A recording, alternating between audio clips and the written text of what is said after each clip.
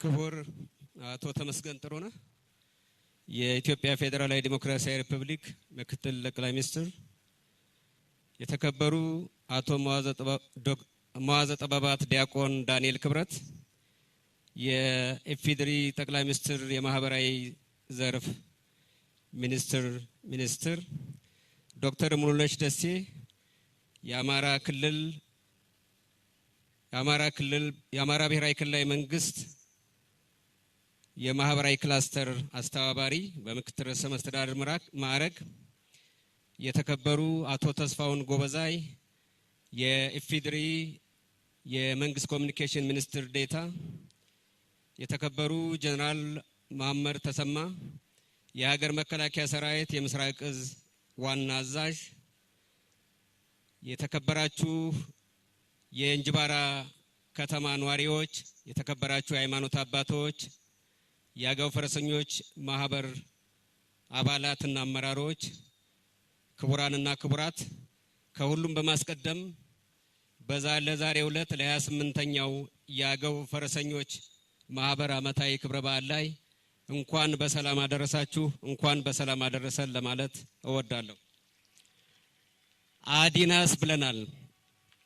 ክቡር ምክትል ጠቅላይ ሚኒስትር፣ ክቡራንና ክቡራት፣ ቀደም ሲል የዞኑ አስተዳዳሪ እንደገለጹት የአገው ህዝብና ፈረስ የዘመናት ከፍተኛ ቁርኝት ያላቸው፣ ቀደም ሲል በባህል፣ በሰላም፣ በልማት፣ በዲሞክራሲ እና በሁሉም ዘርፎች ፈረስና የአገው ህዝብ በከፍተኛ ደረጃ የተቆራኙ እንደዚሁም ደግሞ በአደረጃጀት የተቃኙ መሆናቸው ቀደም ሲል የማህበሩ ሊቀመንበር እና የዞኑ አስተዳዳሪ በአግባቡ ገልጸውታል። እንደሚታወቀው በቀደመው ዘመን ፈረስ የሰላም ማስከበር፣ የሀገር ሉዓላዊነት፣ የሀገር ክብር ማስከበሪያ ዋነኛ መሳሪያ ሆኖ ማገልገሉ ይታወቃል።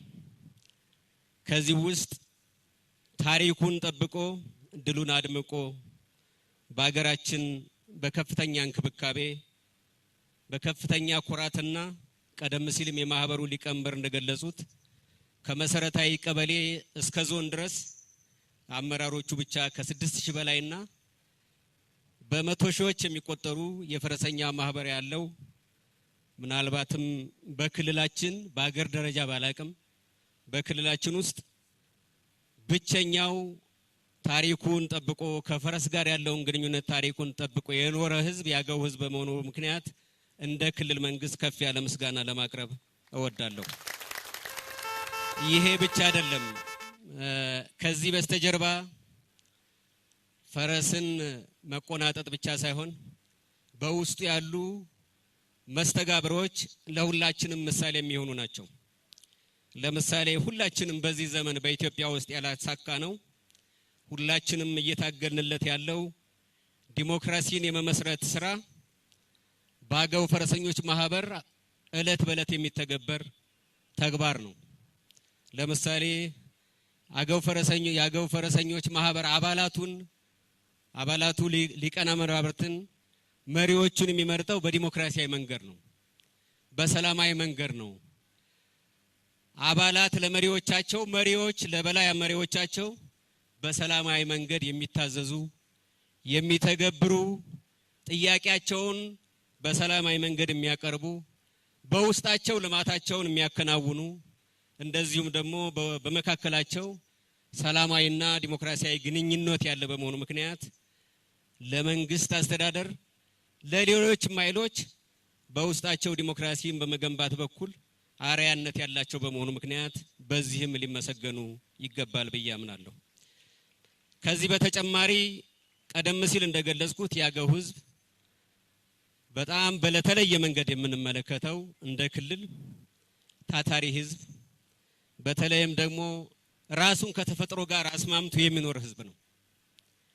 እንደምታውቁት የዓለማችን ችግር፣ የሀገራችን ችግር፣ የአፍሪካ ችግር በተፈጥሮና በሰው መካከል ባለው የተዛባ ግንኙነት ምክንያት በሰው ልጅ ላይ የአየር መዛባት ወይም የአየር ንብረት ለውጥ በመከሰቱ በዓለማችን ላይ ያለው የተፈጥሮና ሰው ሰራሽ ሰቆቃ ሁላችንም የምናውቀው ነው።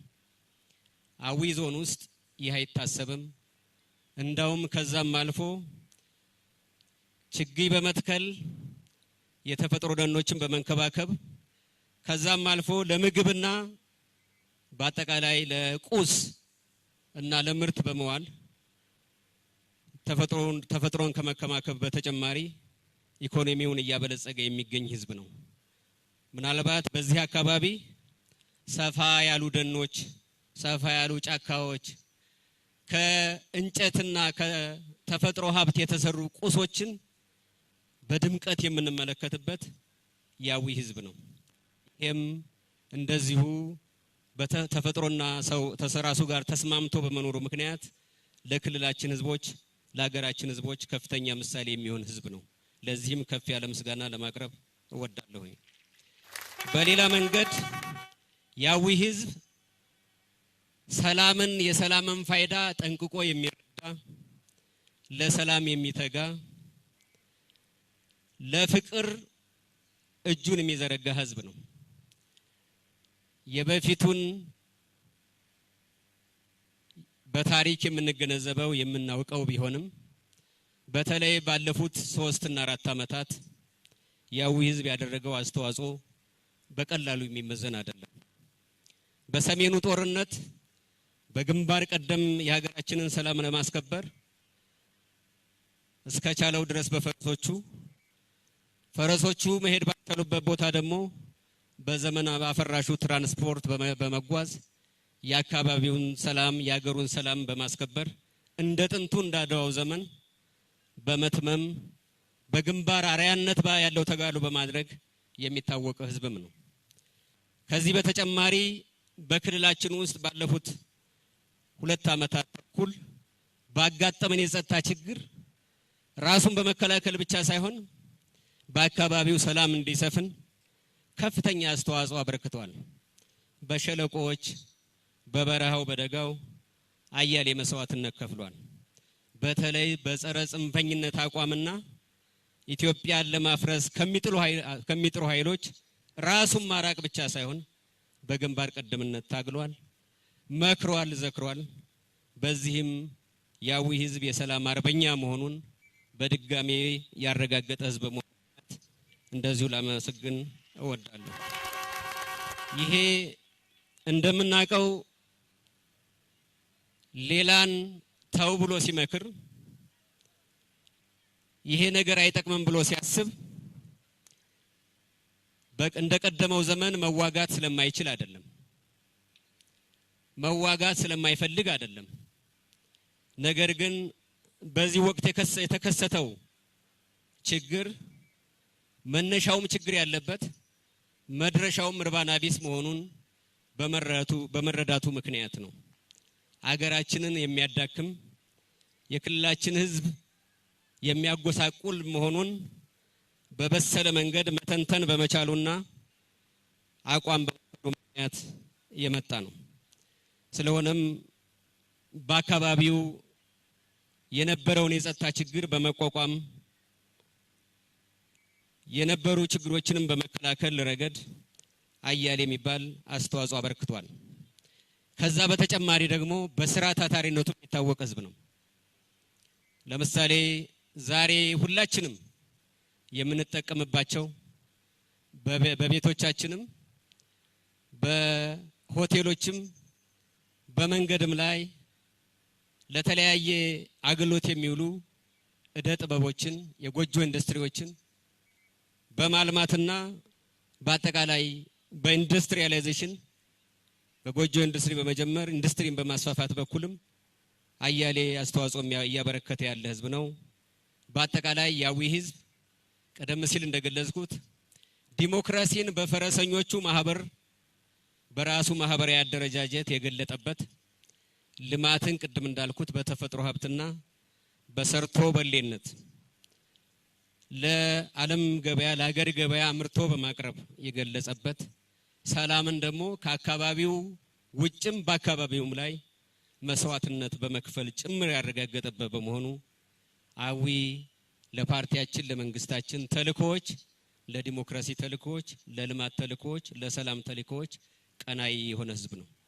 ስለሆነም እንደ ክልል መንግስት በከፍተኛ አክብሮት የምንመለከተው ህዝብ ነው። በጀግንነት የምናየው ህዝብ ነው። በዛሬው ዕለትም ይህን በዓል ስናከብር አንድ ለየት ያለ ነገር ቀደም ሲል የማህበሩ ሊቀመንበርም እንደገለጹት ይሄው የቀደመ ታሪኩን ተንከባክቦ በመቆየቱ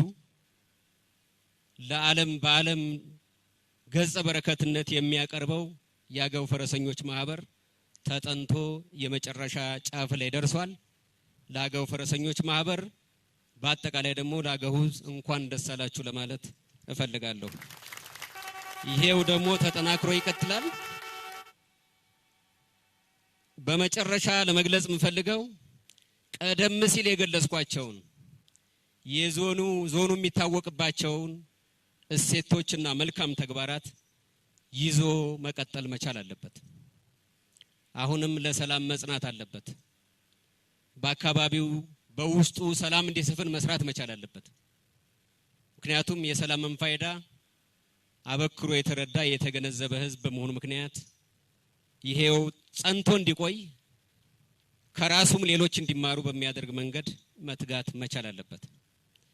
ቀደም ሲል ሀገራችንን በደሙ ባጥንቱ ጠብቆ ያቆየ ህዝብ እንደመሆኑ መጠን ያገው ህዝብ አሁንም ላቡን አፍሶ የሀገራችንን ኢኮኖሚ የክልላችንን ኢኮኖሚ የቤተሰብን ገቢ በማሳደግ በኩል ዘመናዊ ቴክኖሎጂዎችን በመጠቀም የልማት አርበኛ መሆኑን በድጋሜ በላቀ ደረጃ ማሳየት ይኖርበታል። እስካሁን ያመረተው እስካሁን ለሀገር ያቀረበው ምርት እንደተጠበቀ ሆኖ ያዊ ህዝብ ጉልበቱን ዕውቀቱን ተጠቅሞ በአካባቢ ያለውን የተፈጥሮ ጸጋ አልምቶ ራሱን ማበልጸግ አካባቢውን ማልማት አገርን ማሳደግ የሚችል ህዝብ በመሆኑ ምክንያት ይሄንኑ በዕውቀት ላይ ተመስቶ የልማት ስራውን እንዲያከናውንም ጥሪ ለማቅረብ እወዳለሁ። በመጨረሻ አሁንም በተለይ የፈረሰኞች ማህበር አባላት ቀደም ሲል እንደተገለጸው ያላችሁን አደረጃጀት በመጠቀም ላዊ ህዝብ ሰላም፣ ላዊ ህዝብ ልማት፣ ላዊ ህዝብ አብሮነት በከፍተኛ ደረጃ ስራ መስራት ይጠበቅባችኋል። ለምን ቀደም ሲል የማህበሩ ሊቀመንበርም ባዊው ህዝብ ውስጥ በሰላም ጊዜ ችግር በሚኖር ጊዜ በሐዘን በደስታ ደራሽ ማህበር ነውና ይሄ ደራሽነቱ የበለጠ ተጠናክሮ እንዲቀጥል ሌት ተቀን መስራት ይኖርበታል። በመጨረሻም ክቡር ምክትል ጠቅላይ ሚኒስትር እዚህ በእኛ መካከል ብዙ ወቅታዊ ኃላፊነቶችን ይቅሩ በማለት በዛሬው ዕለት እና ትናንትና ዛሬ ነገም ጭምር አዊ ህዝብ መካከል ተገኝቼ ቢያንስ ባለፈው አመት የክልሉ አመራርም እኛም ሳንገኝ የአካባቢው ህዝብ ብቻ አክብሮ በመዋሉን እያስታወስን ያ እየጸጸተን ደግሞ ዘንድሮ ደግሞ መደገም የለበትም ዘንድሮማ በህዝብ መካከል ተገኝተን ማክበር አለብን ብለው ስለተገኙልን እያመሰገንኩኝ